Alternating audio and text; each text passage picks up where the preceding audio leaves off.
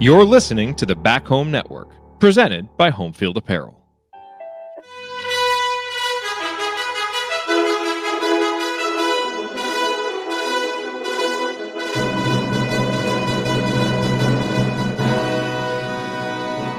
And welcome, Hoosier fans, to another victorious episode of the Assembly Call, as today your Indiana Hoosiers took down Alabama A&M by a final score of 98-51 to go 1-0 on the season and give Darian DeVries his first official victory as the IU basketball coach.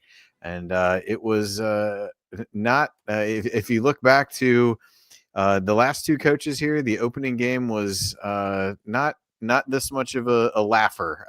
And so this one, thankfully, was a huge IU win. They jumped on Alabama A&M early, got a big lead by halftime. We're up by 36 at halftime, hung 58 points on them in the first half. Just some terrific offense and all the caveats to the competition and all those things. Just a really exciting start to the Darian DeVries era with IU based on, how the team played, what things look like offensively. Lots of sharp cuts, good shooting, didn't miss a free throw, shot over 40% from 3-point range. I'm pretty sure scored on only shots at the rim, 3-pointers and free throws, and definitely ushered in a new era of Indiana basketball. Stop. I can't handle it. I know. Some of you may need to, kind of fan yourself at some point here, but no, just a really exciting game. And again, we'll break it down and talk about maybe what means something and what doesn't based on the competition, but a really exciting night and one that I think and hope that fans are excited about. I am Andy Bottoms, and I'm here with Ryan Phillips. Jared Morris will be joining us here in a bit, and we're going to break the game down for you on this edition of the Assembly Call IU postgame show as we start our 15th season. So with that, we'll get things rolling. And let's start this show the way we start every show, and that is with our Hoosier Proud banner moment.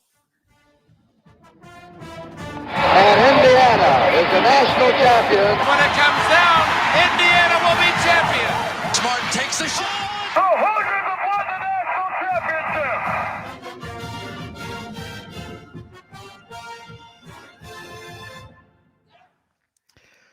championship. Lots of potential banner moments in the game. It could have been Tucker DeVries scoring his 2000th point. Was nearly a possession early. IU's first possession of the second half, where there was just some tremendous ball movement. Unfortunately, did not result in a made 3-pointer, although it did give Lamar Wilkerson a made 3. But the banner moment for me was in the first half, a quick sequence where you saw Wilkerson score on a 4-point play where he was fouled on a 3-pointer, knocked down the free throw. On the other end, Alexis with a great block starts things down the other end, and Wilkerson makes a deep 3 on the break. Scored 7 points in 2 possessions, and really, I think forced a timeout by Alabama A&M, and just was a quick glimpse at what this offense is going to be and how things are going to be a little bit different. Having a guy who can shoot the ball like Lamar Wilkerson is going to be really exciting to watch, and even some of that, the rim protection that was there with the Alexis block was a question mark coming in. I think some of those questions still exist, but a really great sequence there in the first half that capped off just a huge run. I think the run in total that made the run 23-2 after Alabama A&M had scored the first basket of the game. That 7-point stretch over 2 possessions from Wilkerson capped a 23-2 IU run to, like I said, really take control of the game early. Never gave it back. Never was really any tense moments from there on out, even though I think DeVries was not too happy with the defense a couple times in the second half and took a timeout and let him know about it. But I thought that sequence and just really the offense throughout the first half was a huge part of this and banner moment. But lots to potentially pick from. But that is what I went with. And our banner moment today, as always, brought to you by our friends at Home Field Apparel, who is now in their 10th season sponsoring the Assembly Call, and their 4th as a presenting sponsor of the Back Home Network. And I think, Eddie, to take us back to what I was thinking about before, what I was thinking is I don't think we play the home field ad, not the banner moment part. So that is on me for messing that up before. But our friends at Home Field, as you know, have the greatest collection, the largest collection, the greatest collection of vintage IU apparel that you will find anywhere. And since IU is their flagship school, you know that more high-quality gear with unique IU logos from the past are always right around the corner. You've seen them come out with a number of things over the course of football season, some Windiana shirts that just came out. And today they announced their Game Breaker jackets, which I think they unveil on Friday, I want to say. So those look pretty amazing as well. And you've come to expect nothing less from Home Field Apparel, as they've rolled out all kinds of great stuff over the course of the season. And I think for those of you who are as excited about the IU football program as I am, I can only imagine there will be more great things to come from the folks at Home Field as we go down the stretch here. They've also released a bunch of other schools already. So if you need, probably not too early to think about Christmas shopping and holiday shopping. So if you want to look there, that's a great place to go for anybody in your life that loves college sports. So make sure you go there, sign up for their email and text alerts so that you find out when the latest sales and releases are going on. And so make sure that you do that. Go visit them. And if it's not a big sale week, you can go to homefieldapparel.com, use the promo code HOME23 to get 15% off your entire first order. Again, that's promo code HOME23 for 15% off your first order. Once again, that website is homefieldapparel.com. Wear one for the team. All right, now it's time to move the ball, find the open man, and get some thoughts from the rest of our team. And to start, that is Ryan Phillips. And Ryan, probably not a lot to rant about tonight, at least not in a negative way. Maybe some positive rants to be had here, but opening thoughts on tonight's big IU win. Indiana has gotten transfers before over the last couple of years, with the way the transfer portal is, and they've typically been high major transfers, and they brought in guys who were very talented, maybe weren't playing somewhere else or wanted a new opportunity somewhere else. This year they went in a different direction. And other than Sam Alexis was on Florida last year, but he was a backup. But other than that, they went and got mid-major guys who were very good at that level. And what I saw tonight was why that worked. And again, first game, we've seen a couple of preseason games and we've seen, exhibitions this summer, but there's something about these guys where they have arrived at Indiana knowing they have to prove themselves, because people are not going to look at them the way they look at the 5 stars at Michigan and Michigan State and other places, or the high 4 stars that litter the Big Ten. These guys, probably lightly recruited for the most part, are coming up and making a big jump in difficulty to the Big Ten. And what I saw tonight was these guys looking on every possession like they wanted to prove themselves. There is an intensity and energy and a focus. It's like they know they can't do it on talent alone. They have to play hard on every possession to be better than the guy across from them when it comes to Big Ten play. And it's not necessarily true. Some of these guys are as talented as the guys they're going to face, but they've heard that, you've seen where Indiana's ranked in the preseason, in the Big Ten, where they're picked to finish. And it's because they didn't bring in top level, the top level talents across college basketball into Indiana. They went and they got guys who were real good at a lower level.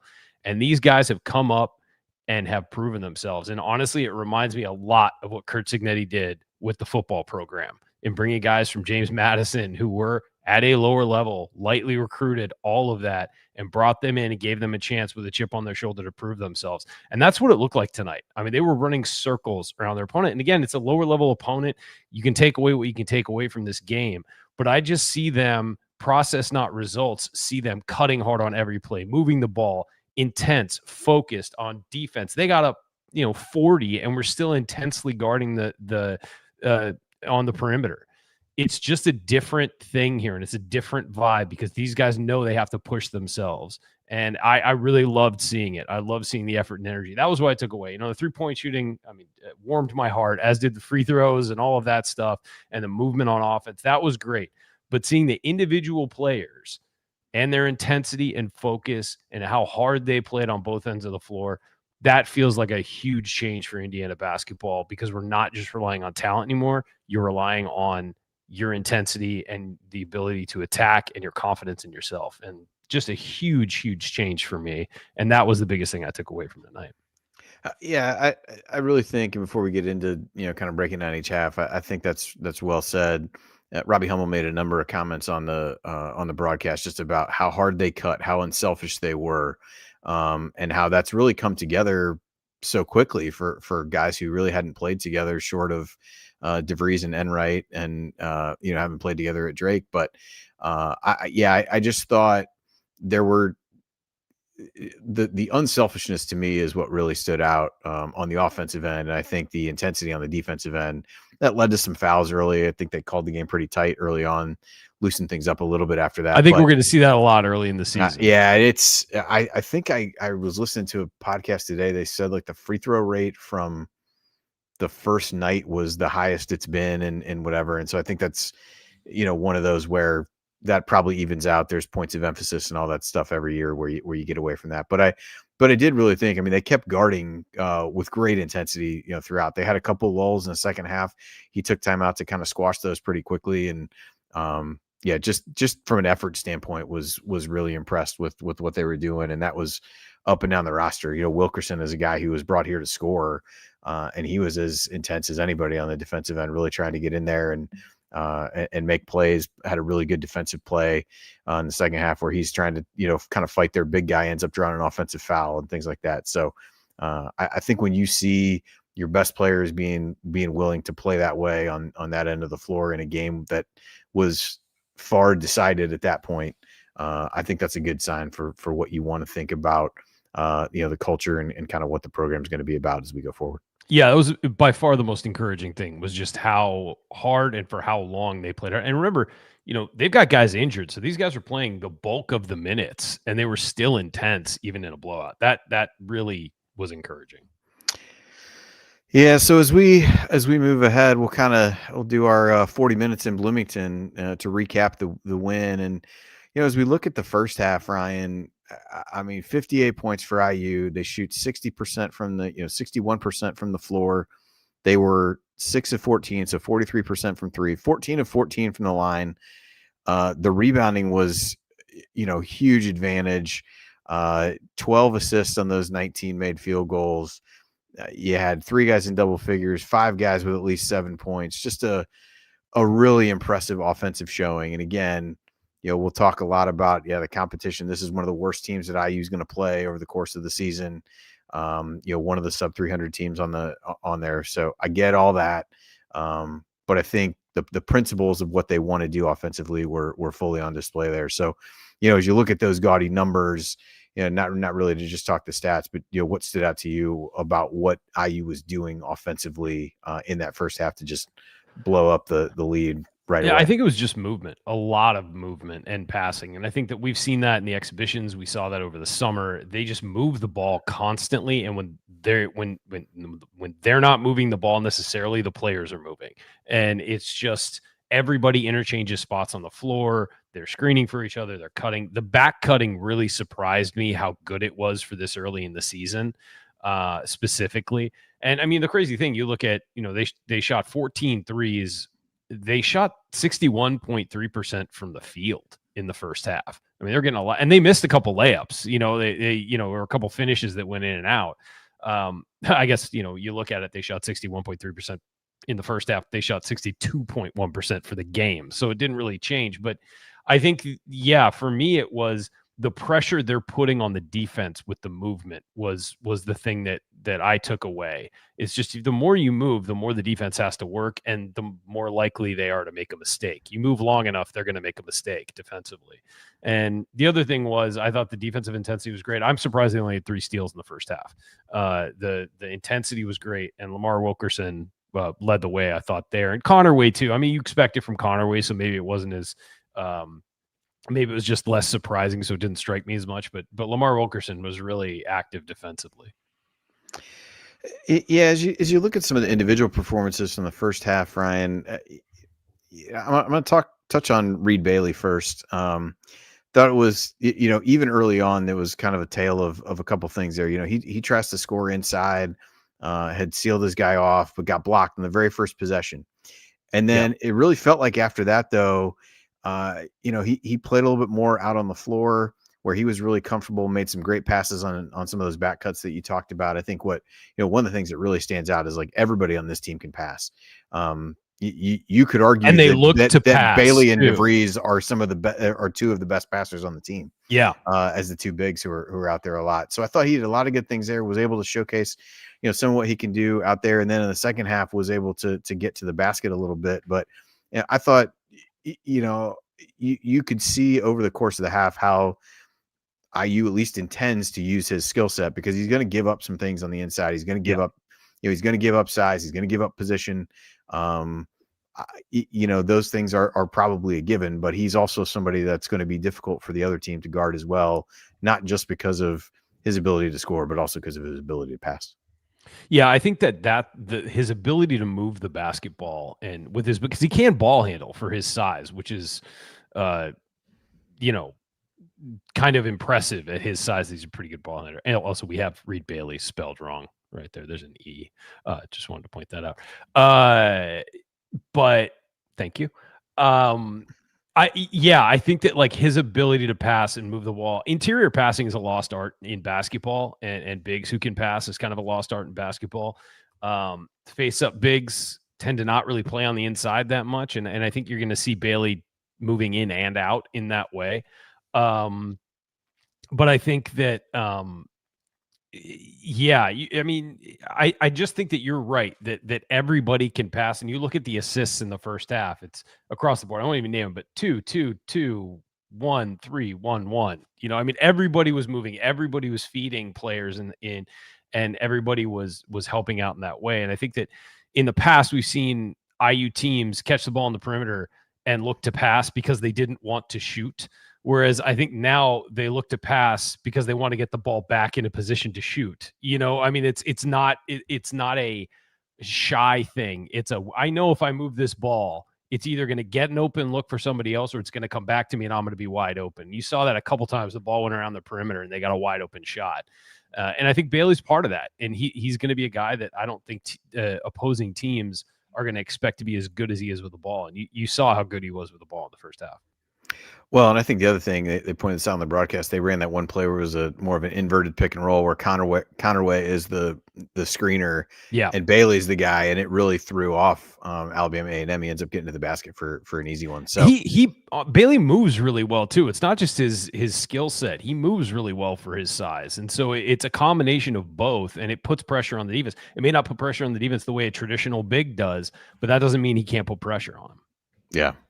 Oddly enough, one of the big questions coming into the season, and probably will remain for the season, was the play of the front court and the interior guys. And those are going to be the first two we talk about, because Sam Alexis in the first half was perfect from the field.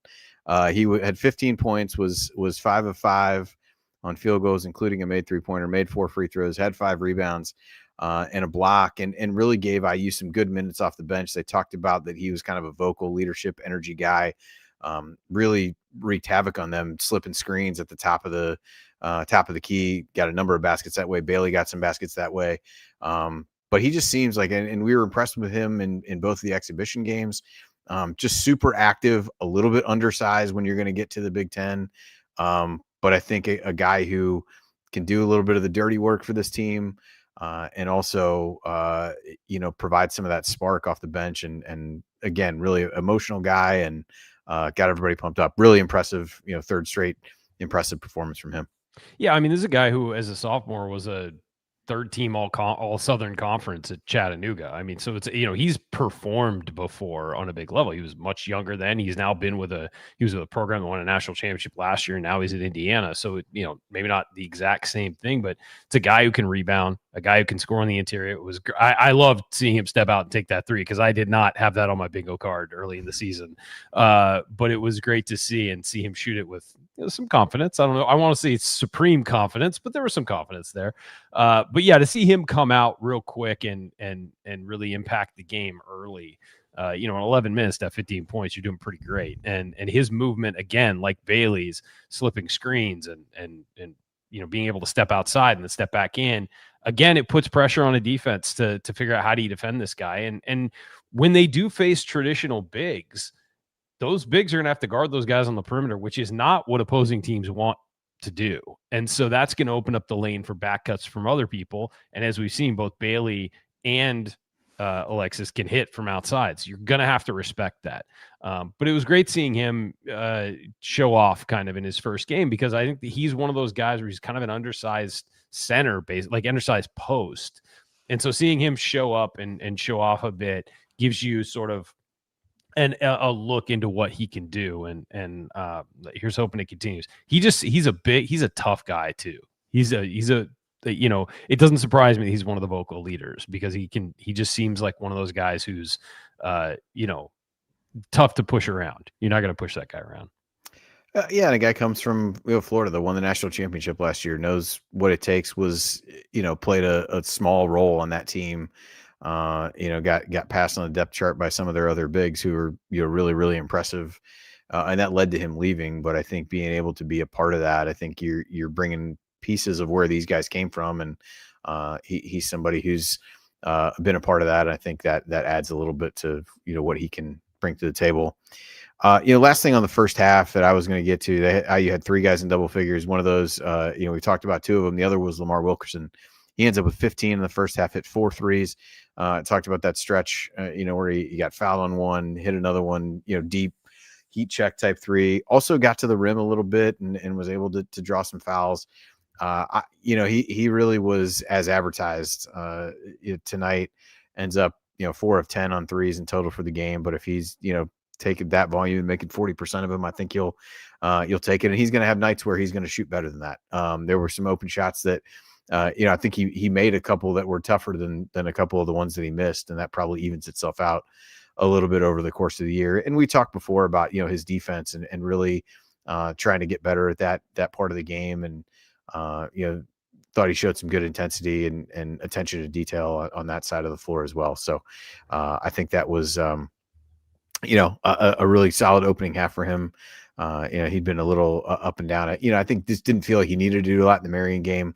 Had some moments certainly against Baylor, but this was, that first half really set the tone for what IU is going to do offensively.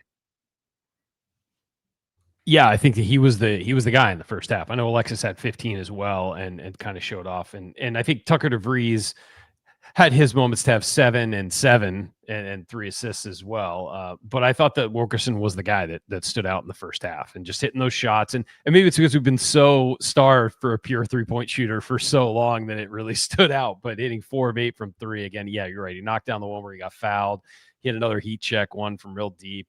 But I think that the thing that about him that's going to be valuable is about his shooting that's going to be valuable is everyone's going to close out hard to him, and he's showing he can finish at the rim and he can get into the paint. And I think that one of the things about the offense that I really liked tonight was how many paint touches there were that just came off drives. They may not have a toss it into the paint, but they'll get through the paint. Defense reacts, you get open. And I thought Wilkerson was really good at that. There were a couple times he drove in and kicked it out and looked for open guys. And I think that his value is obviously the main thing you're going to take away from him is shooting. But there are so many things that then follow from his ability to shoot that are going to help the team. And it's, again, opening the floor up, spreading the floor, and then his ability to pump fake, put it on the floor. He pump fake, put it on the floor one time and nailed the 3. Another time, he'll let a guy fly by him, get moving, and then somebody else has to react. That leaves somebody open. So really, as advertised, as you said in the first half, he only took 2 threes after halftime. So it really wasn't his second half. But the first half, I thought he owned it. I thought he was the star. Yeah, I think interesting thing that I think we'll see more of, and I think we saw a lot against Baylor is some of the 2-man stuff between him and right. Tucker DeVries. I didn't feel like you saw that as much tonight. I don't think you needed to. But I do think there was a set they ran. I think this was toward the beginning of the second half where it was kind of like you had DeVries, Bailey, and Wilkerson all kind of together on one side of the floor trying to play off of one another. And I think you'll see that with the skill and the passing of the 2 big guys in that scenario and just kind of the gravity that Wilkerson brings to things. Because as you said, everybody's going to fly at him as he gets ready to shoot. And I think Alabama A&M kind of overplayed a lot anyway. That led to some of those backdoor cuts and things like that. But I think he's just going to get better as he gets more comfortable with them. But certainly a good start. The one thing I was going to mention defensively, I know Coach texted this toward the beginning.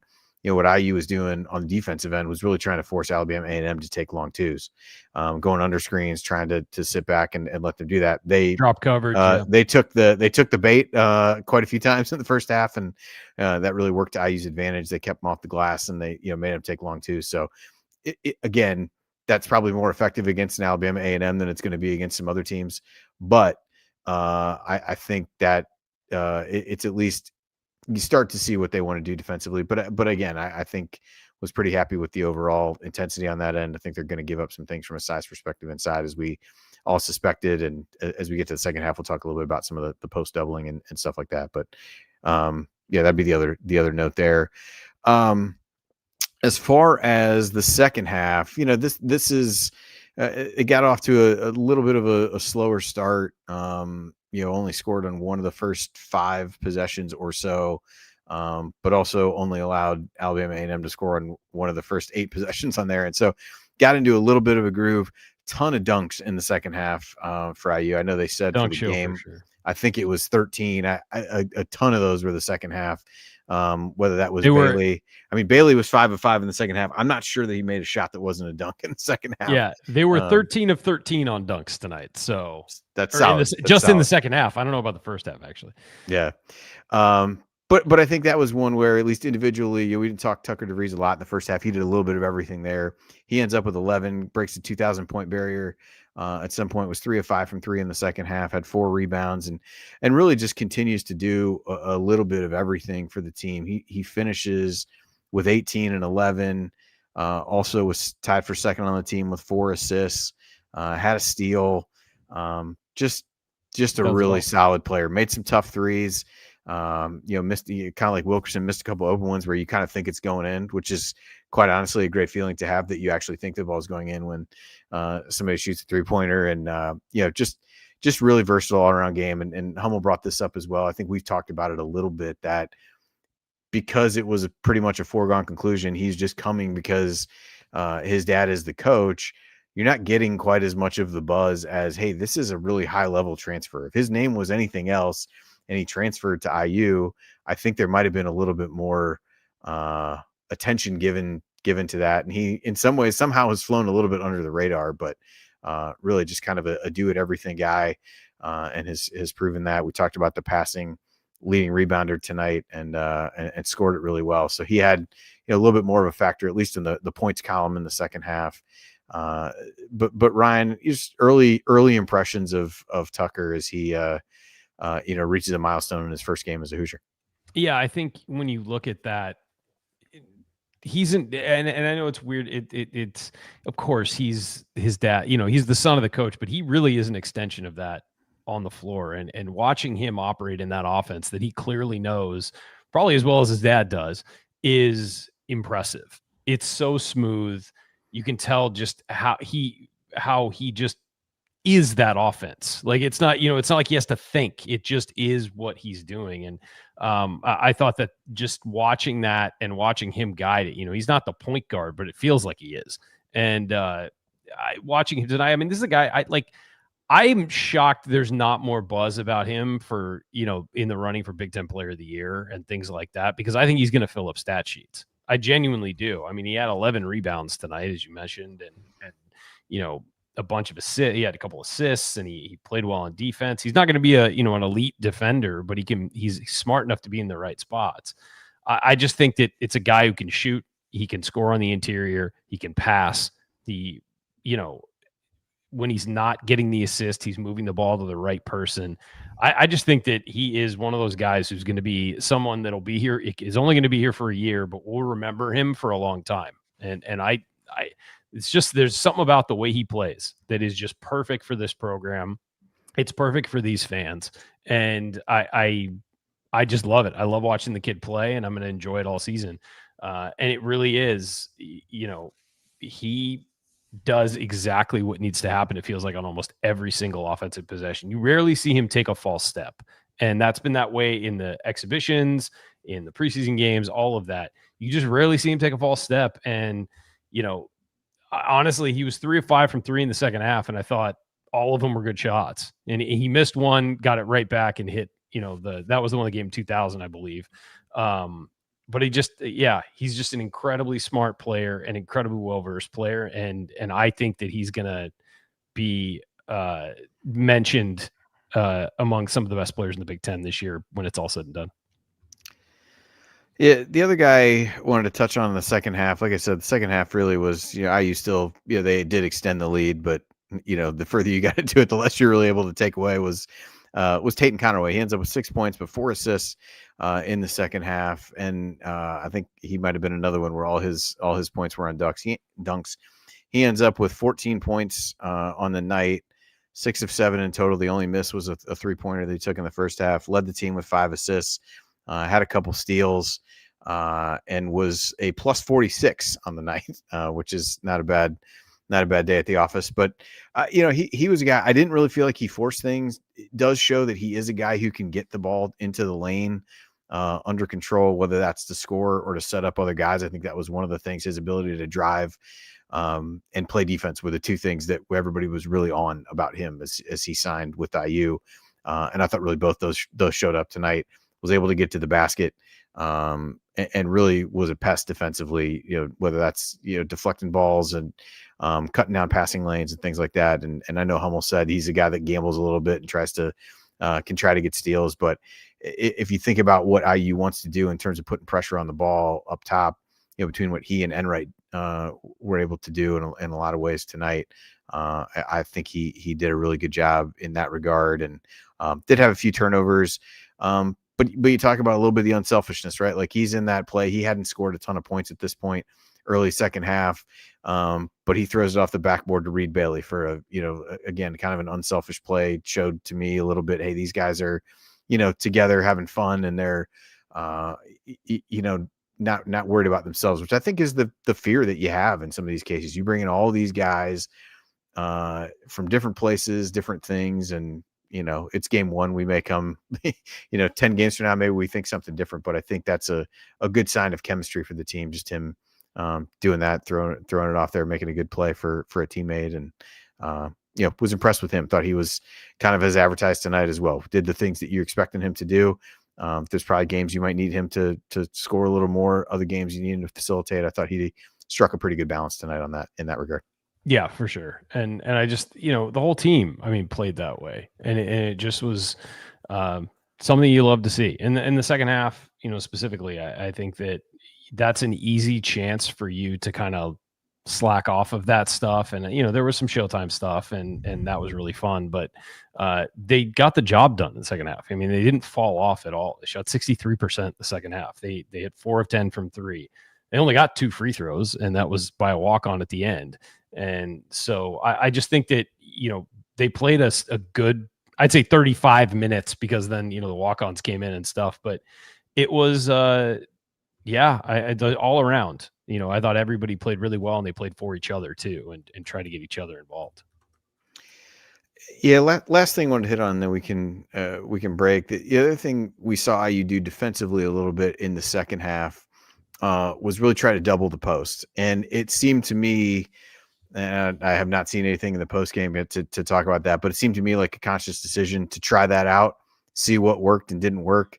I know they talked on the broadcast. They struggle with it a little bit in terms of giving up some open shots, not helping on the backside. But again, that's what you should be doing in games like this, quite honestly. Like this is a team, given their lack of size, they're going to have to double the post at times this year. And so to be able to get some reps there, get some stuff on film, some teaching moments for sure in terms of what they want to do and what they should be doing and how they want to rotate in those situations. But I like, again, if my read on it is correct, and that was really just a, kind of trying something out to see how it looked.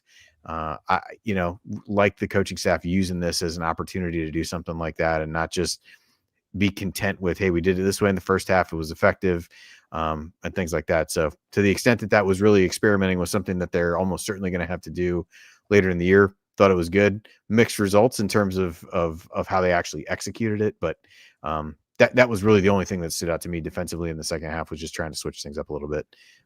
Anything on that side for you? Well, I think that's definitely, the doubling the post thing is definitely a preparation for a future opponent, I feel like. And, I really didn't matter too much tonight, but yeah, I think that they're going to be in some of these games, not, against Marquette, they're going to have to play the way they want to play. But I think some of these other teams, they are going to use it as a chance to practice some different stuff and get used to doing certain stuff in a game situation. Not try and show too much, but at least try and get some work done on that. And I actually was encouraged that they, sometimes these preseason games over the last decade or early season games over the last decade have been a bit of an adventure. I was kind of glad that it was at a point where they could just try some stuff and weren't having to play so hard. And, you cover the spread and somebody said in the chat, you cover the spread and Ken Palm loves you. And they moved up to 33 in Ken Palm after this because they did what they were supposed to do. And something that hasn't happened a lot over the years. So it's really nice to see that. As a bracketologist, I'm sure it made your job a lot easier. I made the mistake of looking back at reminding myself of the first games of the last two coaches' tenures earlier today. I'll not take anybody back to that place, but I feel like the loss for Archie was even worse than I remembered it to be, and even the win for Woodson was nothing. A couple of those exciting. early season wins early season wins of the Woodson era were rough. I just looked at the opener. There were plenty of others. I just looked at his very first game. So we'll save that for another time. We don't need to give anybody nightmares to think back to that. But quick reminder here before we take a break to go to assemblycall.com, subscribe to our free email newsletter. And with that, we'll take our first break. And when we come back, we'll continue the breakdown of IU's 98-51 victory and point out our Hall of a moment from today's game and look at a few stat sheet stories as well. You're listening to the Assembly Call. Stick with us.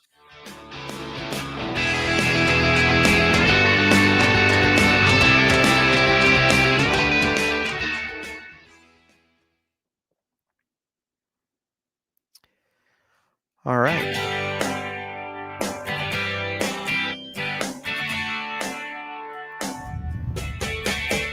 What's up, y'all? It's Devontae Green giving you the green light to watch Assembly Call after every IU game.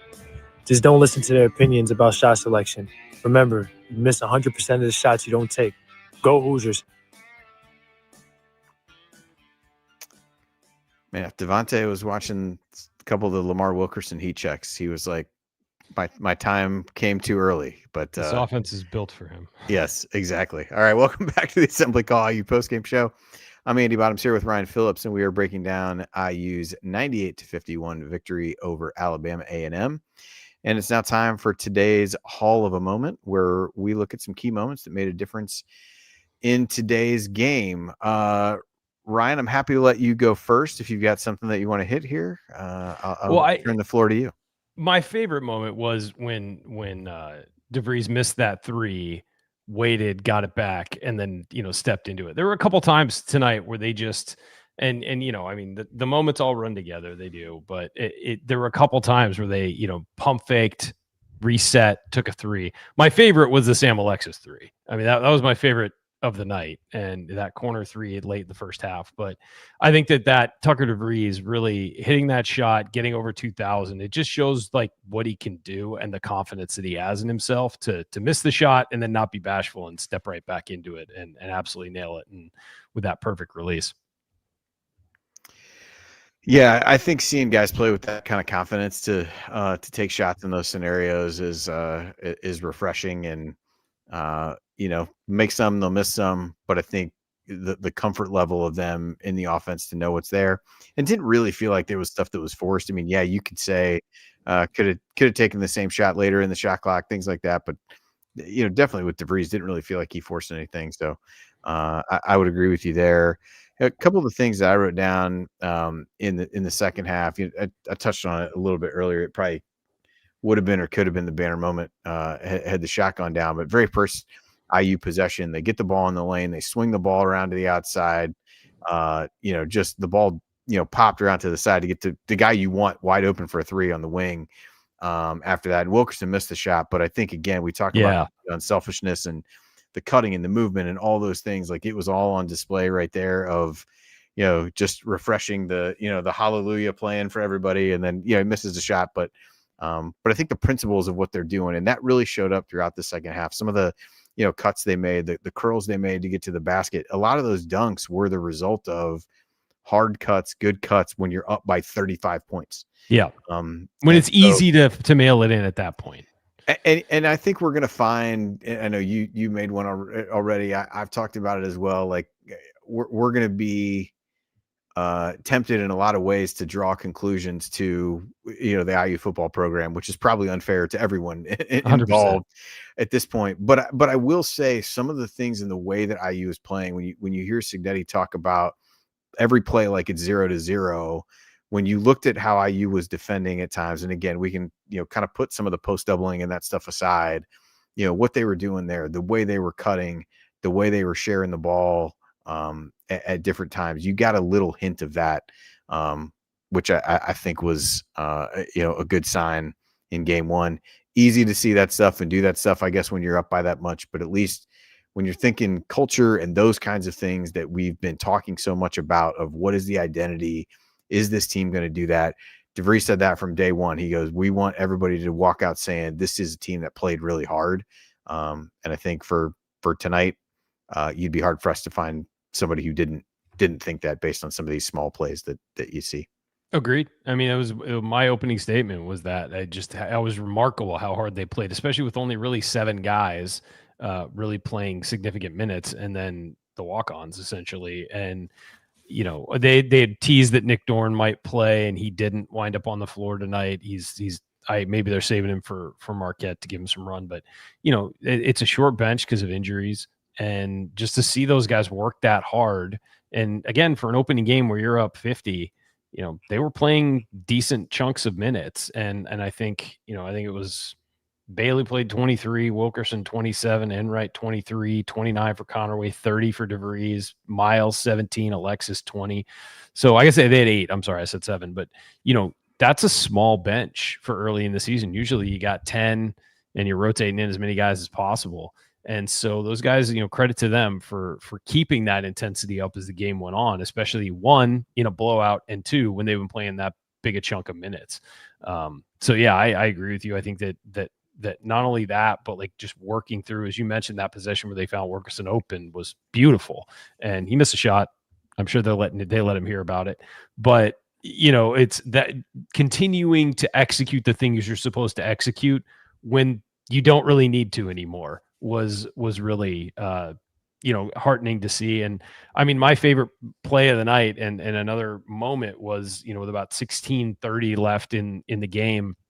There's, loose ball steal. DeVries gets it, tosses it head to Connerway, and he lays it off the backboard, and Reed Bailey grabs it and throws it down. And it's like, that's usually what you see for the whole second half of games like this. And there were moments like that, but that wasn't the focus. The focus wasn't that kind of stuff. It was more, process, as we said, like run your stuff, defend the way you're supposed to defend, do the things you're supposed to do. Yeah, have fun, but let's not get carried away here.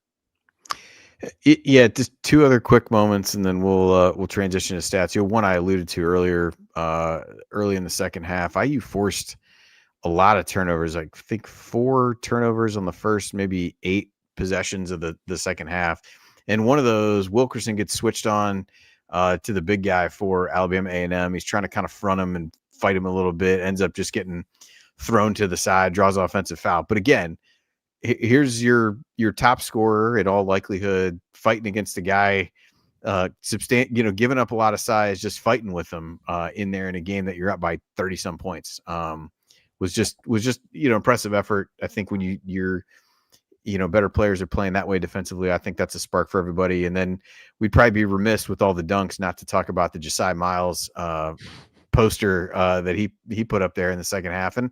And that he ended up hitting a 3 later in the half. I thought that was good for him to be able to get a little bit of run, enough to get comfortable. Didn't really play in that Baylor game at all. And it felt like on both ends of the floor, he was able to get a little bit more comfortable just because he played a bit more, did a little bit of work on the glass, struggled, let guys get by him defensively early on, but picked that up as the game went. And to your point, right now, this is a limited bench team. Dorn, hopefully, seems like he's close to coming back. How many minutes you want to give him, even if he's ready and step into the Marquette game, you don't know. It's certainly a guy that everybody's excited about. But in the near term, it's a great opportunity for Josiah Miles to be able to step in and play. And he ends up with 5 points, 4 rebounds, and assists. Had a couple fouls and a turnover. So thought it was good for him to get some, positive plays for him that hopefully Yeah. give him a little confidence going into the next game as the guy who's kind of like the eighth guy at this point, being able to do that. And that dunk was, kind of came out of nowhere a little bit of it. He just turned the corner and rose up, and it's like, oh, okay. Yeah, good. We're good. Yeah. No, and as you said, like 17 minutes of work should help him sort of, get his legs under him. I mean, one guy we haven't mentioned, and there's a reason, is Trent Sisley, who had been on fire in these, in the exhibitions and in, over the summer. Only had 2 points. And, he's one of your first two off the bench. And I don't think he played a bad game, but he just didn't seem as aggressive. It was first game of his college career, first real game of his college career. And so if he's slumping a little, a guy like Miles is going to be very important coming off the bench, to give you that scoring or punch off the bench or something off the bench to give these guys a rest. And if Sisley's struggling, I mean, he's going to be a freshman, or he is a freshman, and he's probably going to have times where he plays like a freshman. And so having those guys off the bench, and, when you get Dorn back and hopefully some of the other guys later, it's going to be huge for those starters to get more of a break at times. All right, well, let's take a look at a few stat sheet stories from tonight's games. And as we go inside the numbers, a reminder, this segment is brought to you by Jackson Hewitt Tax Services. If you live in Bloomington or the surrounding areas and you want your taxes done right, contact our friend and Chat Mob Hall of Famer Megan Mahaffey and her team in Bloomington, Bedford, and Martinsville by calling 812-339-3334 or visiting jacksonhewitt.com. And special shout out to Megan and her son Eli, going through some medical things of late. So just seems like some positive news that she had this week. So glad to hear that, and certainly wish you guys the best. There are a family of Hoosier fans and part of the family here at the Assembly Call. So we definitely wish you and Eli all the best, and look forward to seeing you soon. All right, Ryan, I'll let you go first. Lots of good stats to hit in this game. A lot of lopsided stats, a lot of good ones. What are you drawn to first? I'm going to give the people what they want. They shot 41.7% on 24 threes. And I mean, honestly, if it's not a blowout in the second half, and they worked the offense a little bit more, you might have seen more than that. They were getting some pretty easy stuff on backdoors and layups and stuff. And they only took, I don't know, how many did they take in the second half? I didn't even see. 10. 10. And they could have taken more. But I thought that was, that's the standout stat. We've been asking for a team that shoots for years, and to focus on 3-point shooting, and, we've got it. And there's going to be days when you rely that heavily on three. There's going to be nights where you don't have it and you miss it and it costs you a game. But more often than not, if you can shoot, you're going to be in games. And also, if you can shoot when you're out of games, you got a chance to come back. And I think that those are huge aspects that this program has been missing for a long time. The ability to get points in bunches from the 3-point line, and the ability to match what the opponents are doing when they're shooting threes. So that's huge. And I know people were excited when the threes are going down. You saw it all over social media. People were just freaking out about it. And also 16-16 on free throws. I have been one of the worst free throw shooting programs in the country on and off for the past decade. And to see that, I think somebody said Mike Weymouth posted something that between this and the Baylor game, they made like 37 of 38 or something like that in the last two games. So that felt good. That felt real good. I thought when you said you got to give the people what they want, I thought you were going free throws first, but yeah. I could have gone either. It's double. Yeah. Either one is there. I think just to piggyback on that a little bit, if you look, all of the points came in the paint on threes or on free throws. They had 52 points in the paint, 30 points on 3-pointers, and 16 made free throws, and that gets you to 98 points. And so I think it was Jared Kelly, I want to say, had posted in the first half. They didn't even take a shot that was like not in one of those areas. So the Hallelujah chorus playing in the background. Yeah, no kidding. Yeah, harp. Actually, no, we don't want to. We don't know. I'm sure. So anyway, we but no, I so I think those things in terms of where the shots came from, really you look up and down the stat sheet, it's domination, which is what you want to see in games like this. Yeah. 42-19 total rebounds. Second chance points. IU, barely outscored them 7-4. Outscored him points off turnovers. Outscored him bench points 26-8. Points in the paint was 52-20. Fast break points was 11-4. Just kind of all the little areas where you're trying to gain an advantage. They had it. And then, the offense, we talked about the ball movement a lot, 23 assists, more than double the amount of turnovers, barely. It was 11 turnovers with 23 assists on 36 made field goals. You know what I love there, Andy? Speaks to that. The assists is that everybody who all of the main eight players other than Josiah Miles had at least 2 assists. Yep. So that means everybody's moving the ball. That's what that means. And you'd rather have, nobody, you'd rather have that than like 1 or 2 guys with like 10 or 9. It's everybody's moving the ball. Everybody's finding the open guy. And Connor Wayne DeVries had 5 and 4, but then, Sam Alexis had 3, Sisley 2, Bailey 2, Wilkerson 2, Enright 4, and then Josiah had 1. But other than that, everybody else had 2 at least. That I think really stands out to me because that just shows what we're doing here is everybody moves the ball. Yeah, just really impressive offensive numbers. And if you look at defensively, they hold Alabama A&M to 34% shooting on the game, 33% from 3. Free throw defense was even good. Held them to 10 and 19. So, and only gave up 9 assists versus forcing 11 turnovers. So I think, lots of positive numbers there. I think the rebounding at the very least is one that everybody's pretty tuned into. Yeah. To start the season, and Alabama A&M had a little bit of size there, certainly compared to some of what IU had, and they really did a good job of holding them off the glass. So they're going to have to continue to do that against a lot bigger and more athletic teams, but better that you at least got off to a good start in that regard, because I know that's something that's really under the microscope as we get started this season. And on that note, you mentioned the points of the paint, 52 for Indiana, but they beat them 52-20. Against a team that probably was going to rely a little bit more on that than you thought. So, I mean, again, all caveats for the opponent and the skill level and everything. But, seeing that you're winning the points in the paint battle and also out rebounding them, that's a good sign. Again, this is, as you pointed out, one of the worst teams they're going to play on paper. So we could see a completely different thing on, when they play Marquette. But as for now, I mean, that looks like if that's an area of focus, they focused well in that position today. But they'll know long twos and the defense really stood out. I mean, is something that's a big change. Yep, I would agree. All right, so with that, I think we hit that part. We'll take our last break, and then when we come back on the assembly call, we'll hand out our awards for the game. And we can look ahead at Indiana's upcoming opponent, which is going to be much tougher than this one. So that comes up on Sunday. We'll talk a little bit about Marquette. That's all next here on the Assembly Call. Stick with us.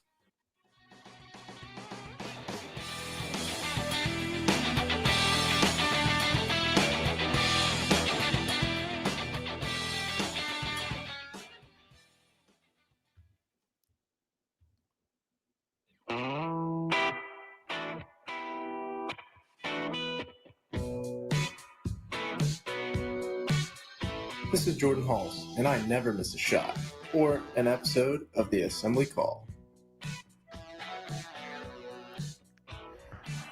That's a guy who could shoot it. All right, welcome back to the Assembly Call. He would have been amazing in this offense. Absolutely, yes. I'm Andy Bottoms here with Ryan Phillips, and we are breaking down Indiana's season-opening 98-51 win over Alabama A&M. And it's time now for our game balls, which are presented by our friends Allie and James at Bloom Environmental. And at Bloom Environmental, they provide expert radon, mold, asbestos, and crawl space solutions to protect homes and improve indoor air quality. Call today for a free estimate and mention Assembly Call and get 10% off of your system. You can learn more about them at bloomenviro.com. I noticed we took out the part of that where you could, just call and talk to Allie about Kurt Signetti. I'm sure that's still a possibility, certainly, but did at least update the ad read for them. So again, bloomenviro.com. All right, Ryan, time for game balls. In a game where you had 5 guys score at least 14 points, no shortage of options here. So which way are you going with your game ball? Yeah, I gotta open the DeVries era by giving it to a DeVries. Tucker DeVries had 18, 11 rebounds, 4 assists, and a steal in 30 minutes. I just thought he was the best player on the floor, and I thought Wilkerson, you could certainly say that about for the first half, but I thought Tucker's just consistency offensively throughout the game was just, as advertised. And I think that guy is going to be, I've said it a couple times tonight, but I think he's going to be an absolute star for Indiana. Yeah, I cannot disagree with that. As much as I would love to disagree with you, just out of principle, I will not. I think Tucker, to your point, had did different things each half. Thought was a little bit more of a rebounder, facilitator, a little bit getting other guys opportunities in the first half, and then scored a bit more in his own in the second half, and kind of kept up the rebounding. But continue to be really, really impressed with his passing, and I think as you look at what he can do. Sees the game well. There was one play, shot clock's running down. He just chucks it all the way across court to Sicily in the corner. Alexis makes a good cut to the basket, and you end up getting a dunk or a layup out of a situation that seemed pretty dire. And for him to be able to see Sicily get the ball over there just to get the defense moving again, I thought was, just gets kind of the hockey assist in that scenario, but just sees the floor really well. To your point, obviously knows the system, knows where to be defensively and all of those things. But yeah, really good, well-rounded debut for him tonight. So I will second that, and we will give it to Tucker DeVries, and that is his first game ball of the season. We did these for the exhibition games, so he is now tied with Lamar Wilkerson and Trent Sicily from that. So it's certainly not the last game ball that he'll be getting this season. I think we can say that with great confidence. And with that, it's time for the Hoosier Hustle Award. DeVries did already get a Hoosier Hustle Award from one of the previous games, but Ryan, who gets your Hustle Award tonight? I was kind of torn on this. I think one guy that I was looking at is going to probably lead the way in these this year, but I went with Sam Alexis. I thought he really was just kind of, he wound up with 8 rebounds. He had 2 blocks, but I just thought his energy really, when he came in the game, they didn't need, a huge boost when he came in the game. They're already playing very well, but I just thought he took things to another level energy wise, and 6 of 7 from the field, 17 points, probably more than we were expecting from him in that way. But I really like the way he moves. I love his energy. I love his ability to take it up and dunk it. And the other guy I would have gone with would be Tatum Connerway, just for his energy defensively. He's every time his guy catches the ball, he's right there. And I thought he and Lamar Wilkerson were both candidates, but I went with Sam Alexis.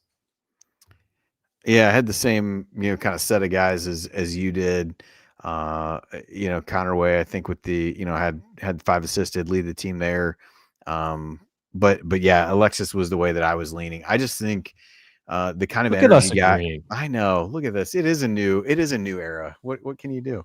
But I think when you look at teams that are successful, and who knows what this team is going to be, you've got kind of a spark plug guy that you can get off the bench, that you're going to get some of the dirty work from, just an energy guy. And when IU teams have been good recently, which is not too often, but as I think of even going back through our time of the show, the seasons that were the best is when you had some of those guys, and it was different players in different years, as you had the Sheehees, different types of players too. And you had Sheehees at some point. Max Bielfeldt was one year where he was, maybe not an energy guy, but just a spark because of what he was able to do offensively. And even had Oladipo in his, one of his first years, kind of playing that role and having that. And I think, who knows if the starting lineup changes at some point over the course of the season. I don't know that it will a lot, barring injury or things like that. But I think he's just a guy that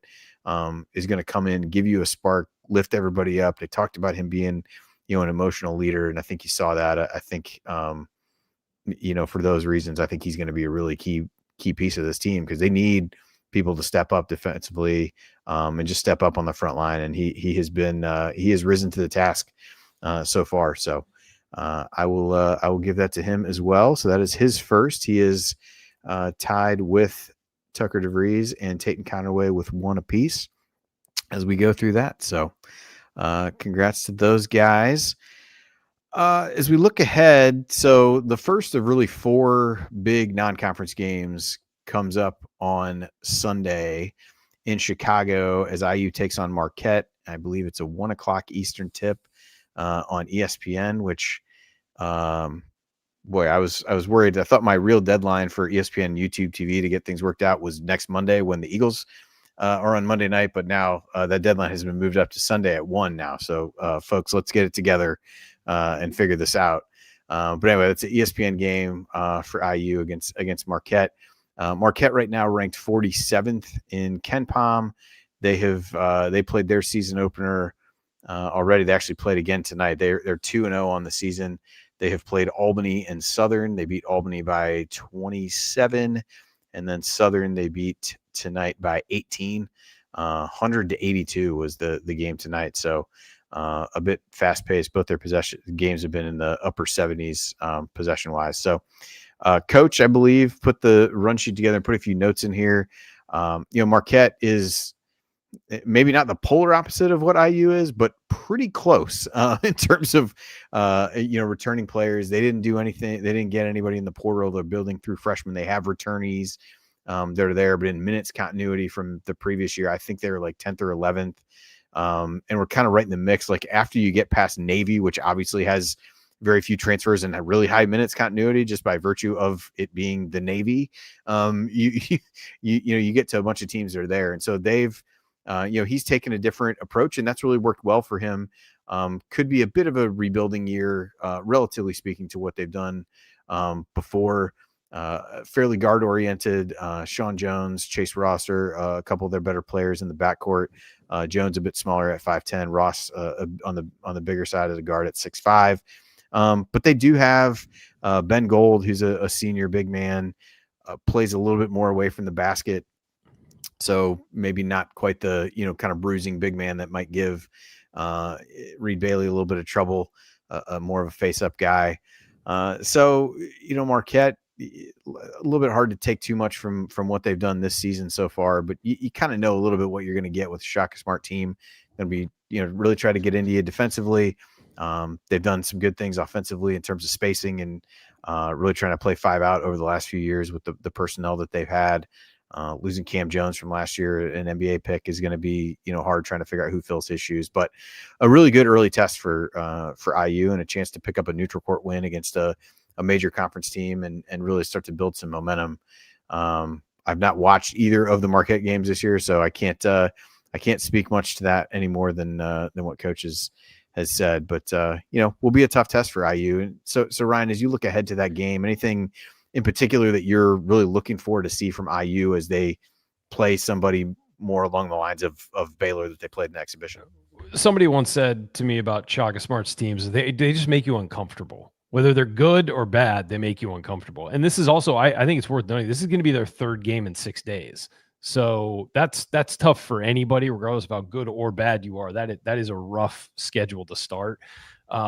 The other thing is they are not shooting well. They're shooting like 20.8% from 3 on the season. I know it's not always necessarily a big focus for Shaka Smart, but those are pretty low numbers. And again, as you mentioned, they're really young, and I think they've got some athleticism, and I think this is a team that might wind up being much better towards the end of the season than they will be now. So it's good that Indiana's catching them now. But yeah, I think that if you are going to play Marquette, this is the year to play them. Because of all the change and basically, as you said, kind of starting over. But they've got some good players, and I want to see how Indiana handles their pressure.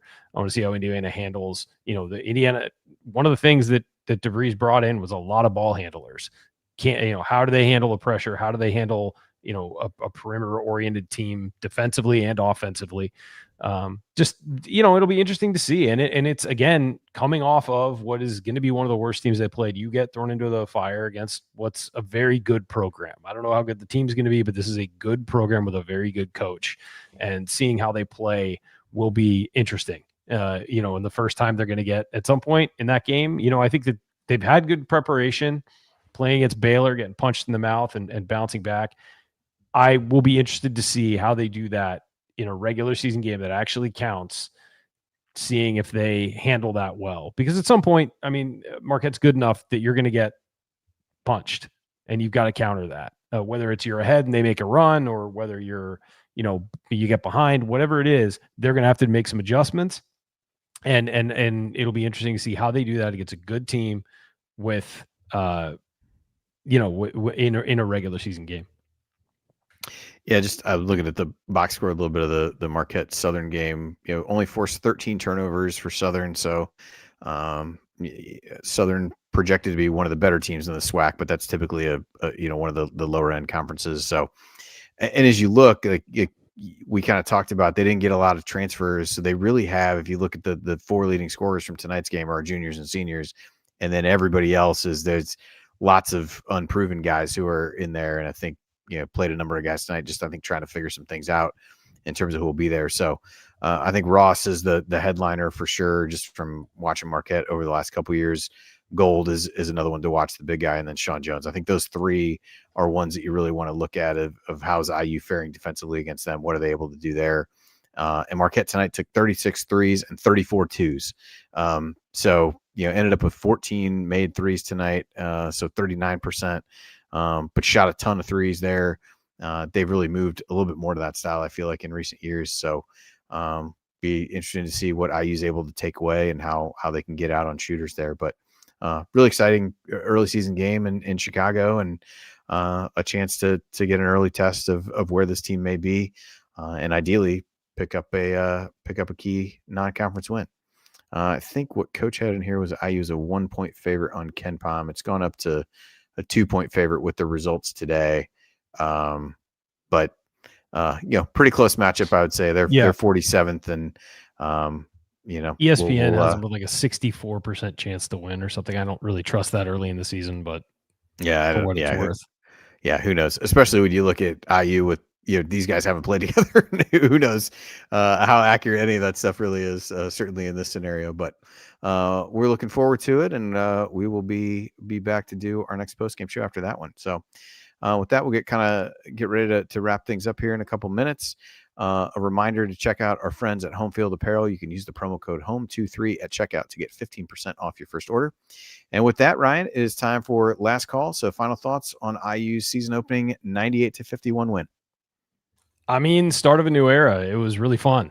We've had starts of new eras before that were a bit of a whimper. This was fireworks, and it's what we want. And it's the kind of basketball that you can have fun watching. Even when the team has won over the past decade, better part of the decade, it's kind of felt like, oh, thank God, like it was a slog. This was fun. It was out. It was running. It's fast. It's intense. This is what we've been asking for, and you've got it. I don't know how this team is going to be this year. I don't know what the record is going to be. I don't know, if they're going to do more performances like this, or if they're going to horribly blown out. What I do know is you are going to enjoy watching them, and it's going to be fun. And that's the first time we've said it in a long time. It's the first year of a long project for Darian DeVries, and he aced his first test. We'll see how number 2 goes on Sunday. But we'll be here to talk about it. And I personally, I think I can speak for all the guys here, is that we're all excited for the way they play, and we're all excited to talk about it afterwards and break it down. It's interesting to break down, whereas that has not been the case, in the past recently. But I also want to say, it's our 15th season. We just started, and I probably maybe 2 other seasons I've been this excited for, 2 or 3 other seasons I've been this excited for. So that says a lot about where we're headed as a program and IU athletics in general right now. So great night. I hope everybody enjoyed it, and I hope you're ready to continue to enjoy it. Yeah, for me, I think so far it's been about this team doing what they said they were going to do.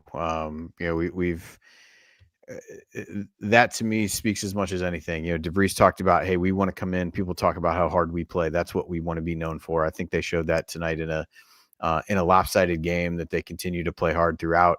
And when they didn't, when it slipped and they gave up a couple open threes, he took a timeout and let them know. And so I think, trying to set those standards of here's what we're going to be about as a program, from his standpoint, I think are really important. And so far he's backed up what he said. Talked about how they wanted to play offensively, unselfish, spread the floor, make threes and attack the basket. I thought they've done a good job of that.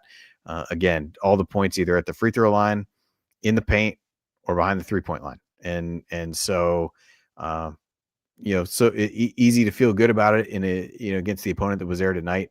But I think you see the groundwork of a lot of things that could lead to a really exciting season. As Ryan said, who knows how this team is going to be? Big Ten is going to be really tough. It's a different animal in terms of the physicality. I found myself thinking that at the beginning of the game when they're calling every foul. I'm thinking, fast forward to January and two Big Ten teams are just absolutely beating the hell out of each other and nobody's calling anything. But we'll see how this team responds in those scenarios. But I thought they responded well tonight. We're ready for their first performance and played really well. And quite honestly, it was just exciting to watch. It's an exciting brand of basketball that they've played, and looking forward to seeing how this team can grow from here, because with all these new pieces, there is a lot of room for this team to come together and really gel. You're going to have guys to get healthy. I think there's a really good chance that this team at the end of the season is substantially different than what it looks like right now. And I thought what it looked like right now was certainly pretty good given the circumstances. So big test on Sunday against Marquette. First chance to get a real game under their belt against a major conference team. And so as much as I look forward to things tonight, I look forward to how they respond to that situation and that scenario and that opponent. But really excited was excited before tonight's game for the season, and did very little tonight to dampen any of that enthusiasm. And so we hope everybody is as excited as we are, and we're looking forward to sharing it with you. So with that will do it for the first real game of the season's post-game show. If you want to see us do the show live and be part of the live chat, make sure that you subscribe to our YouTube channel by going to youtube.com/assemblycall. Don't forget to go to substack.assemblycall.com to join our free email newsletter. Special thanks to Bob Thompson for the music you hear on the show. Special thanks to John Ringer of Rig Design for designing our logo. And special thanks to Eddie for doing a great job producing tonight. And thank you for listening. We'll be back again to talk IU hoops with you on Sunday afternoon. Until then. Take it from me, Yogi Ferrell. Keep your elbows in and your eyes on the rim. And go Hoosiers. I think they've gotten enough show. They'll let anybody write stuff online. That's it. We're done. No more questions. Brian's being stupid again. Oh man, I knew that was coming. That was the old me. That was the old me, though, Ryan. We agreed on things. I know we agree on everything now. It's great. It's harmony. DeVries bringing people together. What can you do? So yeah, don't play too much of that. I'm sure we have the licensing budget for the Halloween course. Who knows? But anyway. I'm pretty sure that's public domain now. I feel that was fun. Yeah. Great first show. Great first night, everybody. Yeah, good stuff. Eddie, thanks again. Great work. Oh, you're muted, Eddie. Yeah, it was a blast. Yeah, look at that. We had lots of fun early on, didn't we? Trying all these new things. Hey, you know what? There's going to be a couple turnovers in the first game of the season. There, of course. Yeah. Offense doesn't run perfectly. You don't want it to be that way, but yeah, everybody in the chat, give Eddie a hand. He does a great job. Yes. Yeah, right. Absolutely. Yeah, that was fun. It was a good time. Absolutely. So awesome. All right. Well, sounds good, everybody. Thanks everybody. Thanks for being here. We'll be back on Sunday afternoon, and everybody write your congressman about YouTube TV and ESPN so that I don't have to shell out some extra money to subscribe to whatever the hell else I got to get to be able to watch this amidst the current scenario. So, yeah, let's do better, everybody. We can figure this out. Yeah, seriously. Anyway. All right, guys. All right. Thanks, everybody. Great night. Talk to you Sunday. See ya.